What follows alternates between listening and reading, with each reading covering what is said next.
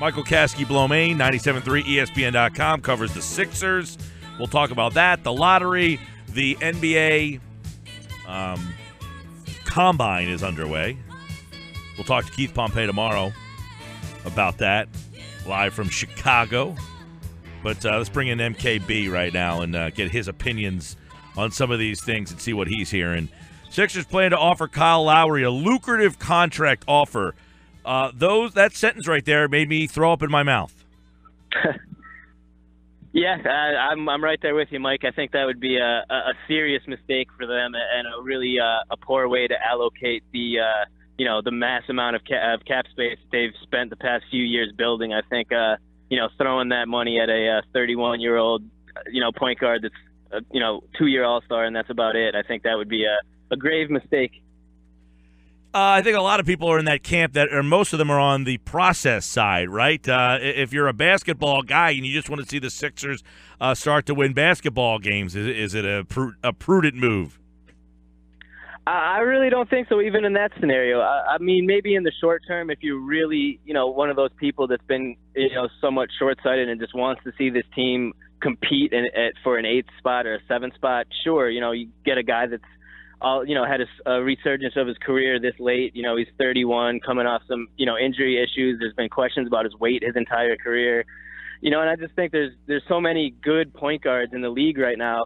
If you listed the best point guards in the league, Lowry wouldn't be in the top 10. And then you think about the guards that are coming in the draft. I just think there's so many quality guards in the landscape across the league right now that Kyle Lowry, to me, is, he's a great player. I'm not taking anything away from him, Philly guy, but he's, just an above-average point guard in a league that's dominated by great guards, and I just think it would be, a mistake in any term, short term or long term. Well, we know there's a lot of dots here. He's from North Philly and Villanova. Brian Colangelo. There's a Sixers assistant coach on staff that recruited him to Villanova.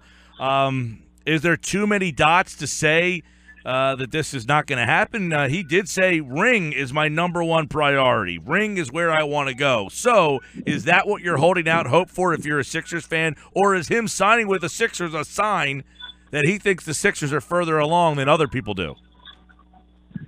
I think if you're a Sixers fan that's not interested in him joining, I think, what you just said, I think you're hoping that it's his decision that he wants to go to a team that's more of a sort of ready-built contender than the Sixers are, right now. I think that would be, from what I've heard from people I've been to talk to, there is plan. The Sixers are interested. The reports have obviously come out. You mentioned Keith's report and, Zach Lowe's report from a couple days ago. Everything I've heard from people I've talked to backs up those reports as far as the Sixers' interest in Lowry.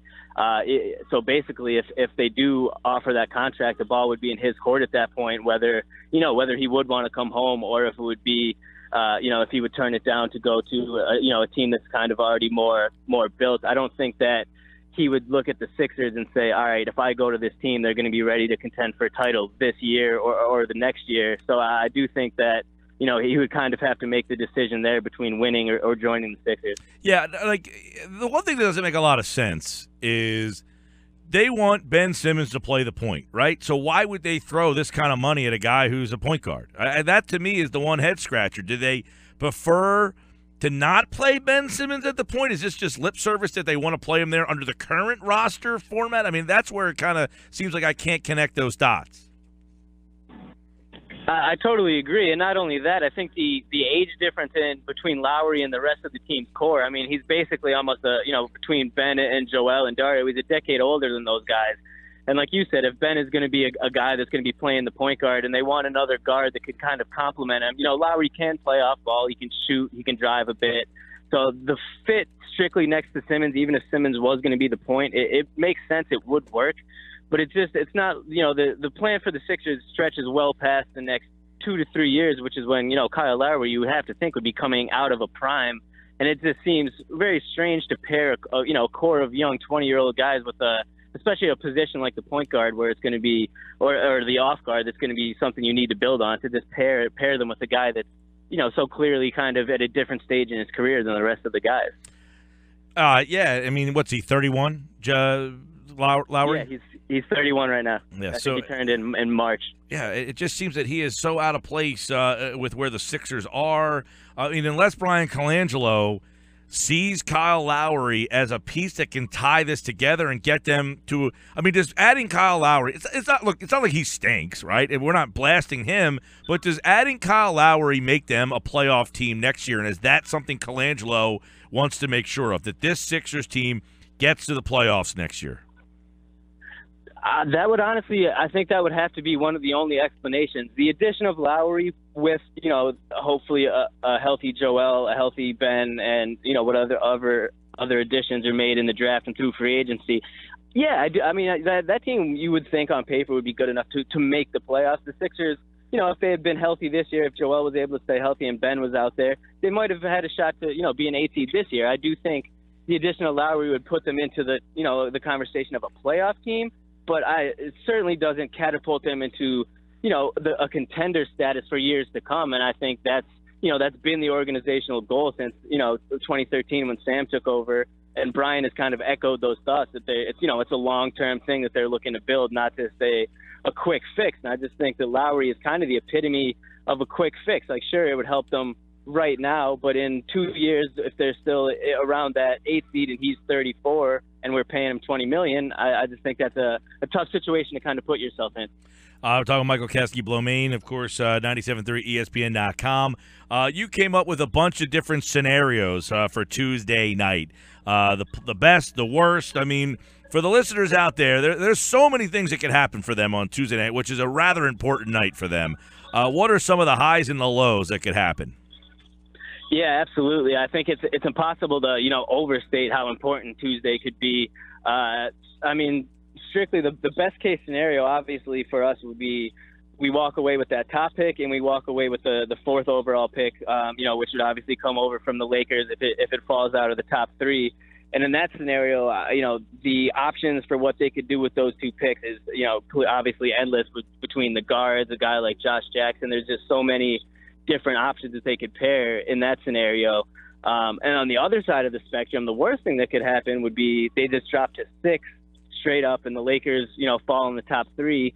And at that point, you're still adding a high caliber talent guy, but you're adding just one and you're missing out on, the very top tier, top 5 guys, the Lonzo Balls, the Fultzes, the Jacksons. So I think that, that's clearly the worst case scenario that could happen for the team. But, somewhere in between there, is what you're hoping for, I think. You know that the team has plenty of cap room and can be a player.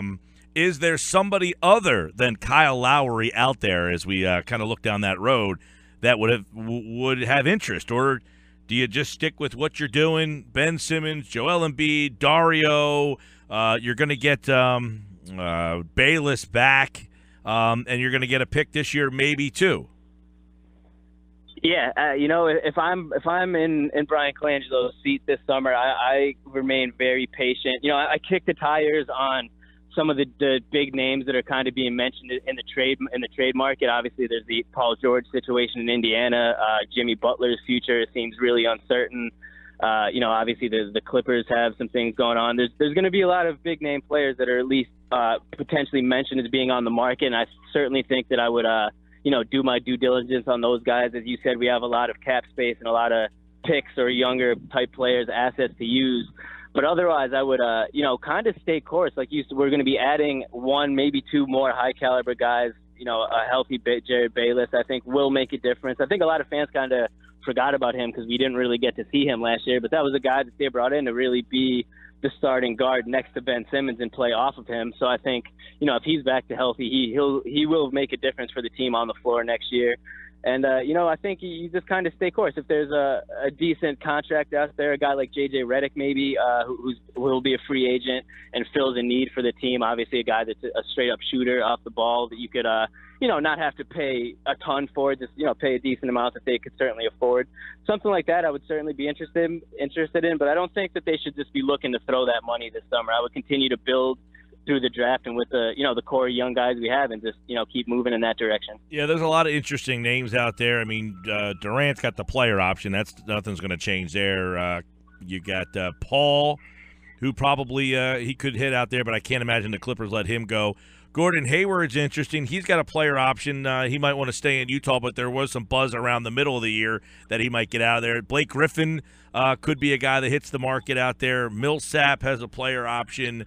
So there are going to be some intriguing names. Most of the guys, too, down the bottom of the list seemingly don't fit with the Sixers. A guy like Teague and Drew Holiday. If you're in that point guard realm, right? If you're in that point guard mode, I would think that that's not George Hill's another point guard out there. So there's an interesting free agent class out there. So it will be interesting to see if Brian Colangelo dips his toe in that water. But your opinion would be that now's not the time.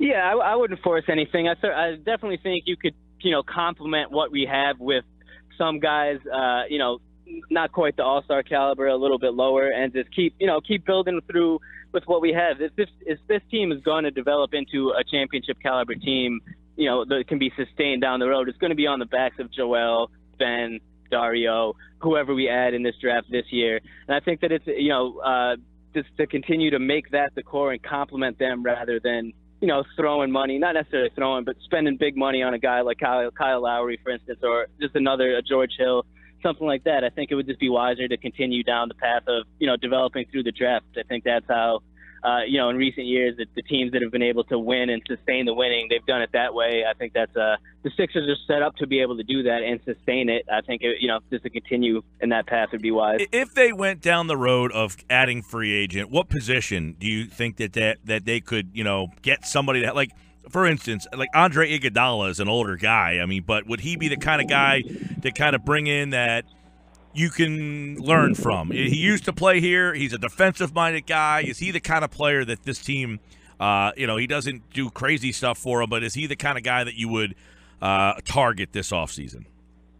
Yeah, absolutely. I think the wing position specifically, obviously, Iguodala is a small forward. I think a couple perimeter guys that have some, veteran experience under their belt.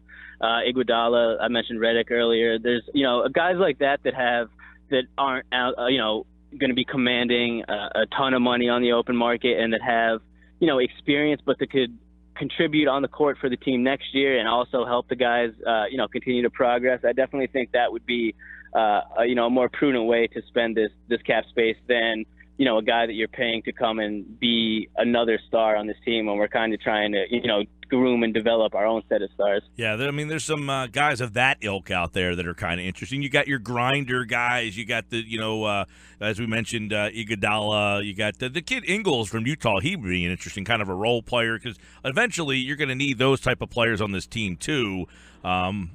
Mainly because you got so many top-end talent guys, right? You're going to have to find some glue guys somewhere. Yeah, exactly. It's just a question of when, if it's this summer that they think that those glue guys will be necessary or, they're going to be added eventually. I think a lot of us are expecting playoffs this year. I think that it's certainly a possibility, but I don't think a championship run is expected. I think maybe you get a year with this team under their belt where Ben and Joel actually get to play together with Dario and the new, whoever we get in the lottery. I think you get that core on the court for a year together. Hopefully they stay healthy, show what they can do, maybe make a playoff push and show that they could, make some noise in the conference. And then a year from now, you look at what you have and you say, okay, this is the money we have. This is kind of the guys we need to add around these pieces and go from there. But in the short term, I certainly agree with you in terms of a guy like Iguodala or even Joe Ingles from Utah, a guy that can space the floor and has some experience would be, it would certainly not hurt, I guess, in any way. Michael Kaskey-Blomain is with us. The draft is a little ways off, but the draft lottery will start to at least know where the Sixers will be. Where are your tiers? How many high-end guys are there, and where does the tier kind of jump down? That's a great question. I would say that there's probably the top five. I think you got obviously a couple guards there, obviously Lonzo and Fultz. I've been high on Josh Jackson throughout the season. I think that he's a guy that could really do some damage on the professional level as a two-way player, kind of in the mold of when I say a Kawhi or even a Jimmy Butler, a guy like that. I would really like to see them add that. And then, you got a couple the Kentucky guards, Fox, Monk.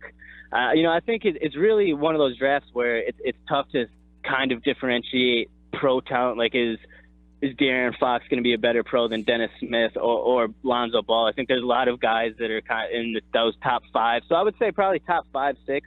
You're looking at a group of guys that are not surefire talents, but at least it's not a gamble. You're looking at guys that could really probably potentially pay off.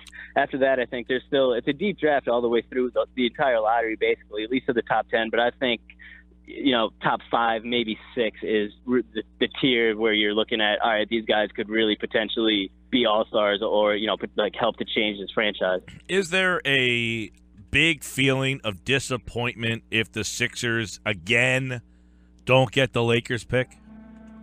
Not on my end, Mike, to be honest with you. I think that it wouldn't be the worst thing it would be a good thing, rather, to get it this year, but I don't think it would be the worst thing not to get it. Having, kind of the pipeline that Sam developed where the talent keeps coming in, because obviously this year we're already getting Ben back for the first time. Hopefully Joel is going to be healthy. We're adding one pick. The continued development at TLC and Dario will be happening this year. So there's already a lot of, young pieces that are going to be vying for the court time with whatever veterans that Brian decides to kind of complement this piece around. So if it didn't come over this year, I think obviously we know that it becomes unprotected next year. I don't think any of us are expecting the Lakers, unless, they pull something this summer where they land Paul George and a couple superstars, barring a quick turnaround like that. I don't think any of us are really expecting the Lakers to make a huge jump next year. So we could potentially be, looking at this pick even a year from now being a potential number 1 or a number 2 or a number 3 at a time where our own pick might not be quite as good. If we end up contending for the playoffs or do better next year, I think that it could, it's requesting more patience from a fan base that's been beyond patient. But I don't think it would be a very bad scenario, other than the fact that it would just be more delayed gratification if that pick ended up, swinging back to next year. This is, as you look at it, so no matter how you slice it, the Sixers have 5 first-round picks over the next 3 years. Right. And, I don't think it would be a terrible thing to space those out, basically as much as you can, and keep the pipeline of talent coming in as you're developing what you have and seeing what you're working with as you go along, kind of. So are you in the camp of, hey, I'd like to get the number 1 pick, or I would like to have 2 picks? You're putting me on the spot. I would think I would like the number 1 pick. I think I would like the pick of the litter from this draft, which is deep and pretty hyped. I think I would like to be able to pick, just have what the Sixers war room, front office, and Brian, whatever they evaluate and decide they think that guy's the best. You already have Joel hopefully coming back, Ben, Dario. I think you get another stud to add with that core, and you hit the floor this year and you see what you have. And then you still have the Lakers pick in your pocket for next year, the Kings pick down the road, your own picks, obviously. So, you're set either way. I don't think you can go wrong. I wrote that in the piece last week. It's not a matter. The Sixers can't lose in this lottery. It's just a matter of how much they're able to win, really. And I know we'll talk a lot more about this as we get closer. You got the NBA Combine happening now this week in Chicago, and we'll get better feel. But on the surface, your number 1 player is best fit for the Sixers. Josh Jackson from Kansas. I think he fits a need that we don't have, and is a guy that just has a skill set that is so important in today's NBA and would just complement Joel and Ben perfectly. I would go with Josh Jackson.